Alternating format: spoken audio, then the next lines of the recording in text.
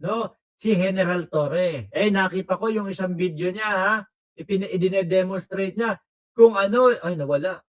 Kung ano ang pagkakaiba nung hindi siya ang general manager ng MMDA versus doon sa siya ang manager. Kaso nga lang ho, mga bossing, eto, mukhang nasasabi to si General Torre, mga kababayan, na kakanlungin daw si Yusek Bernardo. Parang hindi ako maniniwala dito, no? Ma'am Princess Pari, shoutout po sa inyo. General Manager Nicolas Torre na tinangka niyang ilagay sa kanyang kustodiya si former DPWH Undersecretary Roberto Bernardo. Tinangka niyang ilagay sa kanyang kustodiya si DPWH Undersecretary Bernardo. Pagka sinabi mong tinangka niyang ilagay sa kanyang kustodiya, si Torre ang lumapit kay Yusek Bernardo at mag-alok ng sa akin ka, tara po, proteksyonan kita, ganun. Di ba? Ano naman kinalaman ni General Torre dyan? Bakit niya naman aalokin ng ganun si Yusek Bernardo? Hindi po ba? Parang hindi ko nagigets, mga bossing, no? At unang-una, wala naman sa picture at litrato si General Torre. Yang tao na yan, syempre mag-iisip po, mga kababayan, ay nakita mo, napakainit na nga itong mga ito. Tapos nasa side siya ng gobyerno, nasa side siya ng mga tumutugis diyan sa mga nagkamal ng pera ng taong bayan. Tapos aalukin niya. Huli ka dito, sa akin ka. Ako aalaga sa'yo, hindi ka maaresto. Ganun ba? Parang malabo, ano? Kayo, ano tingin nyo dyan? Totoo kaya tong kumakalat na balita na si General Torre ay gustong kupkupin etong si Yusek Bernardo? Parang ang hirap paniwalaan. Ayon kay Torre, wala naman siya sa posisyon o kapangyarihan para gawin ito. Una nang sinabi ni Senator Ping Lacson na nais niyang tanungin si Torre tungkol dito dahil binanggit daw ito mismo ni Bernardo. I never Binanggit ni Bernardo. Ano kaya ang sinabi? attempted or even thought about taking him into custody kasi wala naman akong papel sa buhay niya. Sabi ni Diego, yan yung mga ganyang comment. Sinisiraan lang yan si Torre kasi baka daw tumakbo sa 2028 for Vice President or Senador. Naku, matagal pa yon. Pero kayo, kung tatakbo to, bilang senador, iboboto nyo si General Torre. Kung bilang senador, no, iboboto ko ito. Pero kapag ka sinabing Vice President or Presidente, medyo para sa akin, hindi pa siya pwede doon sa mga ganong posisyon. Ako, di naniniwala doon. Tama si General Torre. Wala siyang posisyon sa DPWH. Oo nga. Baka nakiusap lang. Baka yung kampo noon, yung nakiusap, no, na tulungan si General Torre, tulungan ni General Torre si Yusek Bernardo kasi susuko. Baka gano'n naman ang pakiusap. Sige nga, tuloy natin. Ayon kay Torre, isang kaibigang pari ang lumapit sa kanya noong Oktubre para humingi ng tulong sa isang testigo.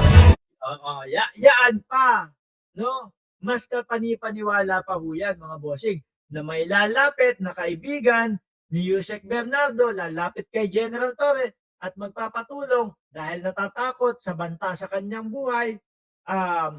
Yung tipo bang ma-escortan, maalalayan ni General Torre. Yun, mas may katotohanan pa. Pero yung biglang papasok si General Torre, lalong-lalo na, wala namang kinalaman at hindi naman sabit yung kanyang pangalan diyan sa flood control, walang connect ho eh. Di ba? Mahirap intindihin Marilyn Notigero, shout out sa iyo. Mahirap kunik ko yun, mga kababayan. Mas malapit yung kukonek yung merong kaibigan si Yusek Bernardo at gustong magpatulong kay General Torre, no? Kasi natatakot para dun sa kanyang buhay, natatakot na maglakad o sumolo Kaya nakiusap kay General Torre na tulungan, alalayan. O, ganun ho. Di ba? Mas malapit yun, ha? Pero hindi raw niya alam noon na si Yusek Bernardo ang taong inilapit sa kanya. Tinanggihan niya raw ito at nirefer sa DOJ.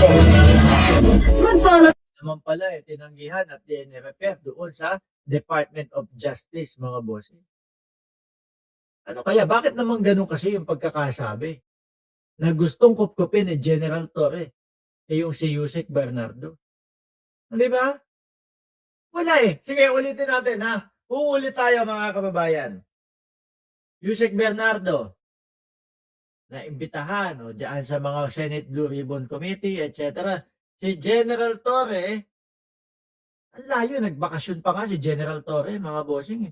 Ang unang naiisip natin, ang kokonek si General Torre ay aaresto, huhuli, no? Magpupusas. O yan, magpupusas sa kanino? Kay General Bato. Kay Bato de la Rosa. Yun yung mas connect ko eh. Pero dito, si Torre biglang i-entra, alam niyang mainit na mainit ang usapin sa flood control at alam niyang mainit itong mga tao na ito. Ano yung gunggong ba yung tao? Isasali yung sarili niya doon sa gulo? And samantalang nasa maganda siyang posisyon. Sabi ni Carmelita, Haguno, Sir Mark, si Yusek Bernardo lang ang umamin sa kasalanan at nag-public apology sa lahat ng gumawa ng pangurakot. Yung iba, kahit may ebidensya na, ayaw pang umamin. Yung mga diskaya ba yan? Pero mga bossing, speaking of mga diskaya, mga kababayan. Speaking of mga diskaya, ay naku po, ngalingalan yung mga yun. Bakit to, mga bossing? Kasi di ba, si Marcoleta ipinipilit at iginigiit na hindi naman kailangan dapat magsoli daw po ng kaperahan ng pera ng bayan para sumailalim sa Witness Protection Program.